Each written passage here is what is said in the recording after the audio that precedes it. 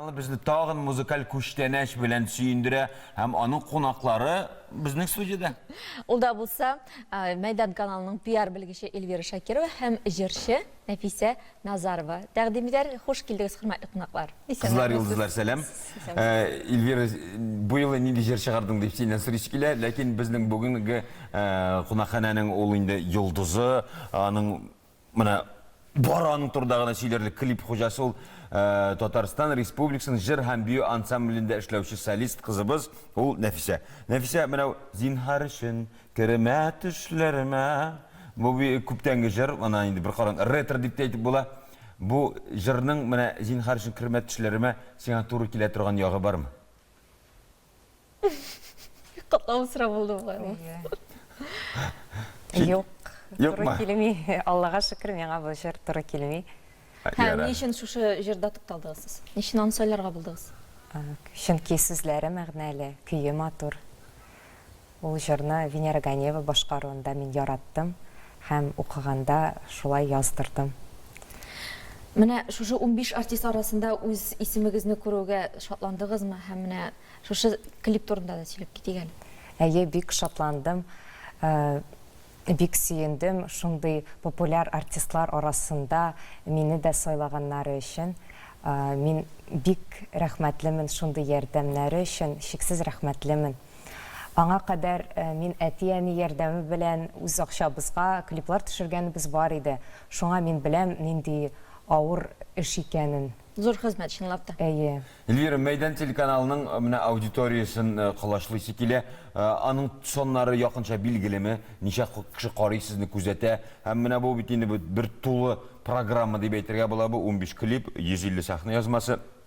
Аңа карата тамашачының мөнәсәбәте. Ник кирәк иде? Монсы ник төшердегез инде? Ничә? Менә сәйбәт булган. Шуның кебек комментарийлар бармы? Әйдә соннардан башлайбыз, статистикадан. Бүгенге көндә Мәйдан каналының потенциаль аудиториясы 12 миллион кеше. Безнең каналны Россиянең 63 төбәгендә карыйлар. Безне Спутник һәм кабель операторларында, Smart TV, интернет киңлекләрендәге платформаларда, җир өсте шелтәрләрендә карарга мөмкин. Аннан соң әле менә хәзер бит инде телефон заманасы, шундый махсус кушымта бар. Тат ТВР дип атала, ул анда ТНВ планетында карарга була, бик уңайлы. Радиолар тыңларга була. Рәхәтләнеп, менә анда музыкаль каналлар арасында Мәйдан каналы бар. Менә шушы бик күңелле яңалык инде, менә аны рәхәтләнеп тыңларга була менә шунда. Клипларга килгәндә Татарстан Республикасы президенты Рөстәм Миңнеханов һәм Татарстан Республикасы президенты каршындагы татар телен саклау һәм үстерү мәсьәләләре комиссиясе җитәкчесе Марат Әхмәтов ярдәме белән барлыгы 15 клип һәм 150 сәхнә язмасы төшерелде. Тамашачы бик яратып кабул итте. Көн сайын ул клипларны көн дәвамында карарга мөмкин безнең Мәйдан каналында. Ул инде ул артистлар арасында танылган артистлар да бар, һәм инде яшь талантлы башкаручылар да бар. Мәсәлән, Нәфисә Назарова бик моңлы җырчы, аның үзенчәлекле тавышы башка артистларныкына бер дә охшамаган.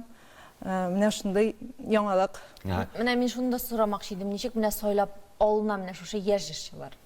Барабанны әйләндерәбез. Нәфисә. Очраклы рәвештәме ул? Очраклы рәвештә түгел, әлбәттә, менә бу комиссия ярдәме белән әйттем бит, менә бергә уртак фикергә килеп, иң көчле татар эстрадасының Совет кебек. Иң матур, иң зауыклы, иң моңлы тавышлы җырчылар. Җырлары да шул нигездә сайланадыр инде, шулаймы? Җырлары да шунда. Киләчәктә менә бер караганда бит инде менә син 12 миллион дидең, ул бит инде 5 Татарстан дигән сүз кимендә. Ләкин шул Татарстанны күз алдына китерсәк, бөтен Татарстан һәм 12 миллион өчен 15 клиптә 150 сәхнә язмасы ул аз бит инде. Бу юнәлештә эш тагы да башкарылачакмы киләчәктә? Без моңа бик өметләнәбез. Марат Әхмәтовның мондый идеялары бар. Киләчәктә дә тагын да яңа, тагын да матур клиплар төшерергә. Ул бит әле клиплар бик сыйфатлы да һәм бик тирән эчтәлекле, мәгънәле җырларга төшерелә. Шунысы да бар, менә тамашачылар аларны бик яратып кабул итте. Чынлап та без менә бу клипларны инде сез килгән саен тапшыруда бергә карыйбыз. Һәм менә Нәфисәнең клибына килгәндә ул ничегрәк төшерелде һәм анда кемнәр катнашты? Мине фотостудияда төшерделәр, үзләре бизәндерделәр, кием сайлап бирделәр. Күтәреп кенә йөрттеләр инде эфир Әйе, кыскасы. мин бер нәрсә дә эшләмәдем, барысында Җырламадың да профессионаллар, мени? профессионаллар башкарды. Әйе.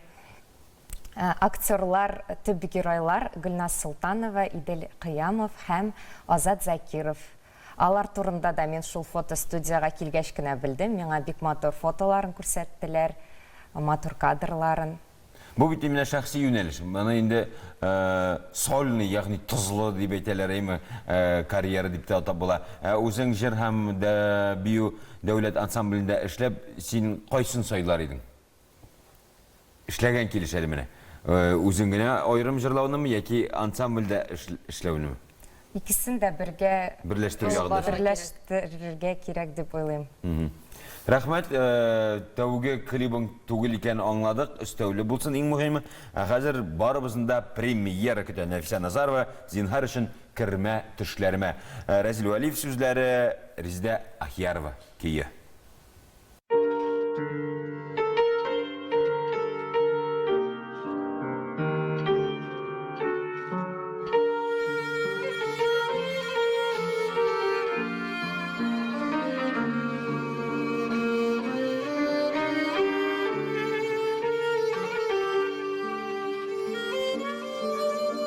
Zinhar için girme düşlerime,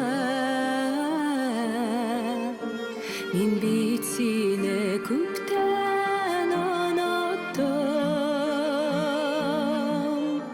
Şehirleri küpten akarttılar, tarattılar sağış bulutun.